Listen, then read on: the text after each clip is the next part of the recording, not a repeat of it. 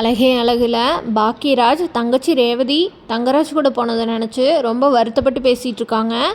எல்லாரும் வெளியே உட்காந்து பேசிகிட்டு இருந்ததை கேட்டு சுரேஷ் வெளியே வராரு. வெளியே வந்து என்ன பண்ணுறீங்க எல்லாரும், இன்னும் தூங்கலையா அப்படின்னு கேட்குறாரு.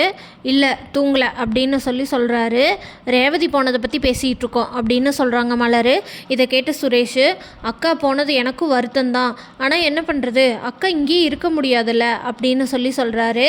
அதுக்கு சுரேஷ்கிட்ட பாக்கியராஜ், டேய் நீ சும்மா அந்த ஆளுக்கு சப்போர்ட் பண்ணுற வேலை வச்சுக்கிட்ட, உனக்கு அந்த ஆளை பற்றி என்னடா தெரியும் அப்படின்னு கேட்குறாரு. ஏம்மா தாயே, நீ ஏதாவது சொல்லிகிட்டே இருப்பியே, நீ ஏதோ எந்த கருத்தும் சொல்லாமல் இருக்க அப்படின்னு கேட்குறாரு சுரேஷ் மதியை பார்த்து. அதுக்கு மதி, நான் சொன்னால் மட்டும் நீங்கள் போய் கேட்டுருவீங்களா அப்படின்னு சொல்கிறாங்க. என்னம்மா நீ ஏதாவது ஒன்று சொன்னாலே ஏதாச்சும் புதர்க்கமாகவே பேசுகிற அப்படின்னு சொல்கிறாரு சுரேஷ். இங்கே பாரு, அக்கா இங்கே வந்ததுக்கு ஏதாச்சும் ஒரு காரணம் இருக்கும். அது என்ன காரணம்னு யாராச்சும் கேட்டிங்களா? அக்காவை அனுப்பாதீங்கன்னு மட்டும்தான் சொன்னீங்க. ஏதாச்சும் ஒரு காரணம் இல்லாமல் மாமா அடிக்க மாட்டார் அப்படின்னு சொல்கிறாரு சுரேஷ். இதை கேட்ட பாக்கியராஜ், என்ன காரணமாக இருந்தால் என்னடா, அடிக்கலாமா அதுக்கு அப்படின்னு சொல்கிறாரு. இதை கேட்ட அழகுமலர், நான் சொல்கிறேன் சுரேஷ் அப்படின்னு சொல்கிறாங்க. அழகுமதிக்கு வேலை போடுச்சுல்ல, அதுக்கு காரணமே உங்கள் மாமான்னு நீ ரொம்ப தலையில் தூக்கி வச்சு கொண்டாடுறேல அவர் தான் அப்படின்னு சொல்கிறாரு. இதை கேட்ட சுரேஷ் ஷாக்காகி நிற்கிறாரு. என்னது மாமாவா அப்படின்னு கேட்குறாரு. ஆமாம், உங்கள் மாமா தான் அழகுமதி வேலை செய்கிற காலேஜில் இருக்கிற கரஸ்பாண்டன்ட் கிட்ட சொல்லி அழகுமதியோட வேலையை அவகிட்டேருந்து பறிச்சிருக்காரு அப்படின்னு சொல்கிறாங்க அழகுமலர். இதை கேட்ட சுரேஷ் எதுவுமே பேசாமல் வாயடிச்சு போய் நிற்கிறாரு. உடனே பாக்கியராஜ் ஷாக்காகி, என்ன மலர் சொல்கிற அப்படின்னு கேட்குறாரு. ஆமாங்க அப்படின்னு சொல்கிறாங்க அழகுமலர். உடனே பாக்கியராஜ் அழகுமதியை பார்த்து, என்னப்பா அவர் தான் காரணமா, மலர் சொல்கிறது உண்மையா அப்படின்னு கேட்குறாரு. ஆமாங்க அப்படின்னு சொல்கிறாங்க அழகுமலர். பாத்தியா இந்த ஆள் என்னென்ன வேலையெல்லாம் பண்ணியிருக்கான்னு, இப்போயாவது அந்த ஆளை பற்றி தெரிஞ்சுக்கூடா சுரேஷ் அப்படின்னு சொல்கிறாரு பாக்கியராஜ் சுரேஷ் கிட்ட. இந்த விஷயத்தை என்கிட்ட சொல்லியிருக்கணும் அப்படின்னு சொல்கிறாரு. அதுக்கு அழகுமதி, சொல்லியிருந்தா நீங்கள் என்ன பண்ணியிருப்பீங்க அப்படின்னு கேட்குறாங்க. அதுக்கு சுரேஷ், இல்லை நீ சொல்லியிருக்கணும் அப்படின்னு சொல்கிறாங்க. சொல்லியிருந்தா நீங்கள் என்ன சொல்லியிருப்பீங்க, அதான் இப்போ சொல்லிட்டனே, நீங்கள் என்ன பண்ணியிருப்பீங்கன்னு சொல்லுங்கள் அப்படின்னு கேட்குறாங்க. அதுக்கு சுரேஷ் உடனே, இல்லை என்னால் மாமாவை எதுவும் கேட்க முடியாது, உனக்கு தெரியுமான்னு தெரியல, எனக்கு நான் இப்போ பார்த்துட்ருக்க இந்த எஸ்ஐ வேலையே எங்கள் மாமானால் கிடச்சது தான், ஆனால் அவர் இப்படியெல்லாம் பண்ணுவாருன்னு எனக்கு தெரியல. இன்னொன்று சொல்கிறேன், இந்த உன்னோட வேலை போனதுக்கும் எனக்கும் எந்த சம்மந்தமும் கிடையாது. உனக்கு வேலை போயிடுச்சுன்னு தெரிஞ்சு நான் ரொம்ப வருத்தப்பட்டு தான் உன்னை கூட்டிகிட்டு வரக்கு வந்தேன். நான் தெரிஞ்சு வந்தேன்னு நீயா எதுவும் நினச்சிக்காத அப்படின்னு சொல்கிறாரு சுரேஷ். பொம்பளைங்க வேலைக்கு போகக்கூடாதுன்னு நினைக்கிற ஆள் நான் கிடையாது. உனக்கு வேலை போயிடுச்சுன்னு தெரிஞ்சு நான் ரொம்ப வருத்தப்பட்டேன். அதுவும் இல்லாமல் மாமா ஏன் இப்படி பண்ணாருன்னு எனக்கு தெரியல. என்ன இருந்தாலும் அவர் பண்ணது தப்பு தான் அப்படின்னு சொல்கிறாரு. ஆனால் அதுக்காக என்னால் அவரை போய் கேள்வி கேட்க முடியுமான்னு நீ கேட்டீங்கன்னா என்னால் முடியாது. அவர் எனக்கு நிறைய நல்ல விஷயம் செஞ்சுருக்காரு அப்படின்னு சொல்கிறாரு சுரேஷ். இதை கேட்ட மதி, இதுக்கு தான் நான் எதுவுமே சொல்லாமல் இருந்தேன். சொல்லி மட்டும் என்ன ஆக போகுது, நீங்கள் போய் அவரை போய் கேட்க போகிறீங்களா? இல்லை அதனால தான் நானே போய் கேட்டேன்.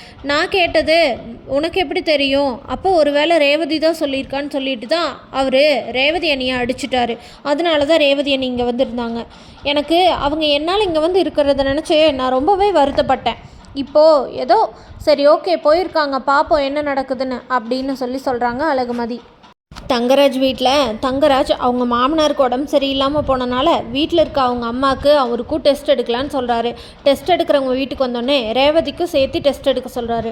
டெஸ்ட் எடுத்து முடிச்சதுக்கப்புறம், சரி ரேவதி நீ போய் சாப்பிடு, ஆனால் நீ வேணால் பாரு, இன்னும் 2 மணி நேரத்தில் ரிசல்ட் வந்துடும் சொல்லியிருக்காங்க.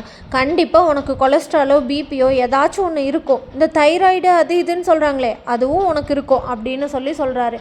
என்னை பார்த்தியா, நான் உடம்பை எவ்வளோ ஃபிட்டாக வச்சுருக்கேன், காலேஜ் படிக்கிற பையன் மாதிரி அப்படின்னு சொல்கிறாரு தங்கராஜ். இதை கேட்ட ரேவதி, ஏங்க வாய வைக்கிறீங்க, எனக்கு அப்படியெல்லாம் எதுவும் இல்லை, நான் நல்லா தான் இருக்கேன் அப்படின்னு சொல்கிறாங்க. அதுக்கு உடனே, இங்கே பாரு ரேவதி, நான் ஒன்று சொன்னால் காரணம் இல்லாமல் சொல்ல மாட்டேன், புரியுதா? கண்டிப்பாக உனக்கு டெஸ்ட் ரிசல்ட்டில் ஏதாச்சும் இருக்கும், நீ வேணால் பாரு அப்படின்னு சொல்கிறாங்க. அங்கே அழகுமதி ஒரு இன்டர்வியூக்காக கிளம்பிட்டு இருக்காங்க. அழகுமதி இன்டர்வியூ கிளம்பின இடத்துல மலர்கிட்ட வந்து சொல்கிறாங்க, மலர் நீ நேற்று என்கிட்ட சொல்லவே இல்லையே அப்படின்னு சொல்கிறாங்க. ஐயோ சாரிங்க, நேற்று நம்ம வீட்டில் நடந்த பிரச்சனையெல்லாம் பார்த்துட்டு நான் மறந்துட்டேன்னு நினைக்கிறேன் அப்படின்னு சொல்கிறாங்க மலர். அதுக்கு மதி இருந்துட்டு, ஆமாம் நம்ம வீட்டில் கொஞ்சம் பிரச்சனையாக நடக்குது அப்படின்னு சொல்லிட்டு, சரி நீ ஆல் த பெஸ்ட் நல்லா போய் பண்ணிட்டு வா அப்படின்னு சொல்லி அனுப்பிச்சி வைக்கிறாங்க அழகு மலர். உடனே இல்லைங்க நீங்கள் ரேவதி அண்ணிக்கிட்ட பேசுனீங்களா அப்படின்னு கேட்குறாங்க. இல்லை மதி நான் பேசலை அப்படின்னு சொல்கிறாங்க அழகு மலர். சரி நம்ம ஏன் புலம்பணும், ரேவதிக்கு ஃபோன் பண்ணி கேட்கலாம் அப்படின்னு சொல்லிட்டு ரேவதிக்கு ஃபோன் பண்ணுறாங்க. ரேவதிக்கு ஃபோன் பண்ணோன்னே ரேவதி சொல்லுங்க நீ அப்படின்னு சொல்கிறாங்க. ரேவதி அங்கே ஒன்றும் பிரச்சனை இல்லையே, தங்கராஜனா உன்னை எதுவும் சொல்லலையே அப்படின்னு கேட்குறாங்க. அதுக்கு உடனே ரேவதி இல்லை நீ நான் இங்கே நல்லா தான் இருக்கேன். அத்தை தான் வந்த உடனே குத்தி காட்டுற மாதிரி பேசினாங்க.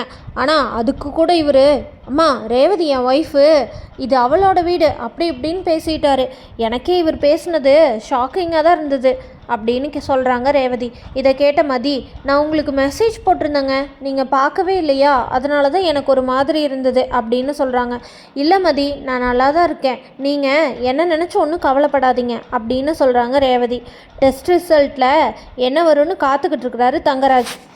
மதியங்க இந்த வேலை எப்படியாச்சும் கிடச்சிடணும், தங்கராஜ் கிட்ட சொன்ன சவாலில் இவங்க ஜெயிச்சிடணும் அப்படின்னு சொல்லி நினச்சிட்டு இன்டர்வியூக்கு கிளம்புறாங்க. தங்கராஜ் கிட்ட சொன்ன சவாலில் ஜெயிச்சிருவாங்களா மதி அப்படின்னு தெரிஞ்சுக்க நம்ம சேனலை மறக்காமல் லைக், ஷேர் அண்ட் சப்ஸ்கிரைப் பண்ணிக்கோங்க.